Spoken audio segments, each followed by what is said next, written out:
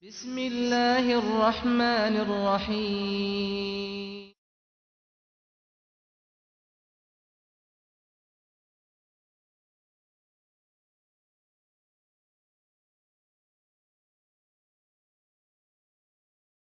In the 8th year of Hijrah, after the conquest of Mecca, the Prophet ﷺ marched on the tribes in the surrounding areas of Mecca after the conquest of Mecca, and a number of battles took place, the Battle of Hunayn and the Battle of Ta'if. During that time, the Prophet ﷺ, along with his Muslim army, there was a contingent of the army that remained in Mecca to quell any rebellion and to guard the city, and the Prophet ﷺ marched with a good number of his companions outside the city of Mecca and in the surrounding deserts, and he fought with many of these tribes who were hostile, and these tribes were defeated, and much wealth and spoils of war and booty was gathered by the Prophet ﷺ and his companions. Much camels and sheep and goats and weapons and steeds and mounts, horses, a lot, and wealth in general. The Prophet ﷺ on that occasion, again, some people had just embraced Islam after the conquest of Mecca, and it had only been a short while, a number of days. So the Prophet ﷺ took a lot of the wealth and he distributed it, just as is mentioned in the other hadith, to some, and he left out some.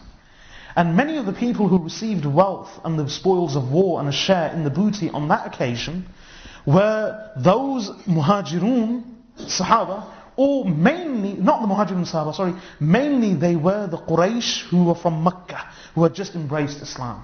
So the Prophet ﷺ gave some of their leaders and some of the others much of the wealth.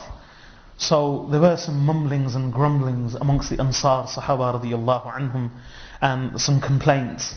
And some of them were as follows. They said, we were the ones who received the Prophet ﷺ in Medina. We were the ones who supported him, and for 8 years we have fought with him, we have battled with him, we have struggled alongside him.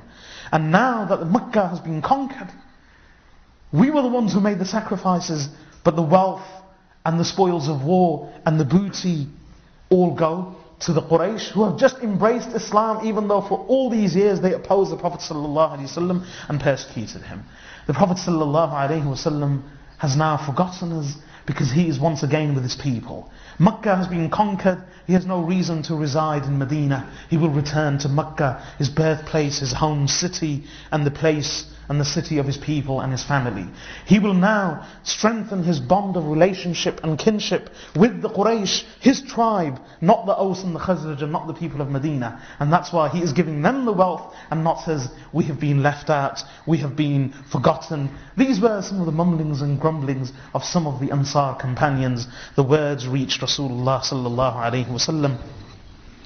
So the Prophet ﷺ, Sa'd ibn Ubadah radiyallahu anhu, went to him. He was a leader of the Khazraj, and he said, Ya Rasulullah, this is what some of my people are saying, and I can only repeat to you what they are saying. The Prophet ﷺ said, gather your people. So, and he said, what do you say, O Sa'd? Sa'd radiyallahu anhu said, I am only one of them, Ya Rasulullah. So he said, gather all of them, and there should be no other muhajir. There should be no emigrant companion. Remember, this wasn't in Medina. This was in the desert close to Mecca after one of these battles. So the Prophet ﷺ said, erect a tent in one of the large tents. He said, gather all of the Ansar companions in this tent, and let there be no one in the tent but the Ansar companions. So they all gathered. The Prophet ﷺ addressed them, and he said, O Ansar, what is this news of mumbling and grumbling and complaint that has reached my ears from you?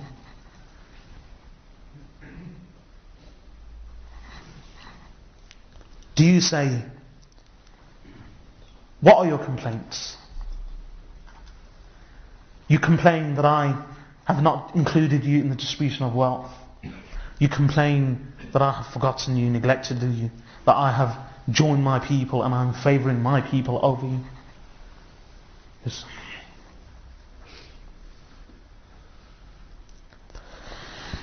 He said, O Ansaar, Were you not misguided? And then Allah guided you through me. Were you not lost? And did Allah not show you the way through me? Were you not poor, and did Allah not enrich you through me? Were you not in search, and did Allah not deliver through me? Were you not bitter enemies of one another, Aws and Khazraj, and did not Allah bring peace and harmony between your hearts through me? Were you not divided and disarray, and did Allah not unite you through me? Were you not in ignorance, and did Allah not bring you to faith through me? And then the Prophet ﷺ mentioned so many of his favours to them. And then the Prophet ﷺ fell silent. And he said, "O Ansaar, why don't you speak? Why don't you say something?" So some of them said, "Ya Rasulullah, what do we say? What can we say?" Allahu Akbar.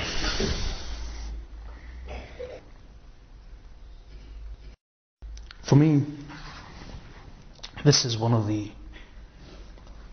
signs of the truthfulness of Rasulullah sallallahu alaihi wasallam. Only a Prophet of Allah could have managed this. No other. No impostor would have spoken like this. Only a Prophet of Allah. He said to them, "O Ansaar, why don't you speak?" This, what do we say, Ya Rasulullah? Prophet sallallahu alaihi wasallam said, "O Ansaar, why don't you say that your city expelled you and we received you? Your people abandoned you and we accepted you. Why don't you say, O Ansaar, that your own people rejected you and we believed in you? Why don't you say, O Ansaar, that your people abandoned you and we rose with you and marched with you and supported you? Why don't you say this? Why don't you say that?" And then the Prophet ﷺ mentioned so many of the favours of the Ansaar to the Messenger ﷺ himself. And then finally he said, "O Ansaar, do not worry. Makkah may have been conquered, but al-hayatu hayatukum wal-mamatu mamatukum. Life from now on will be life with you, and death from now on will be death with you. I will not return to Makkah. I will remain in Medina." O Ansaar, speaking of wealth, do you not wish that people go away with the spoils of war and with sheep, goats and camels, and that you march away with Allah and His Rasul sallallahu alayhi wa sallam? O Ansaar, if people shall walk in a valley and the Ansaar shall walk in another valley, I shall walk in the valley of the Ansaar. O Ansaar, others are like my outer clothing, and O Ansaar, you are like my inner clothing. The Sahabi radiyallahu anhu says that while by the time the Prophet sallallahu alaihi wasallam had ended his speech, there was not one single person in that entire tent who was not weeping with his head bowed. And thus this Ansar radiyallahu anhu returned to Medina with the Prophet sallallahu alaihi wasallam.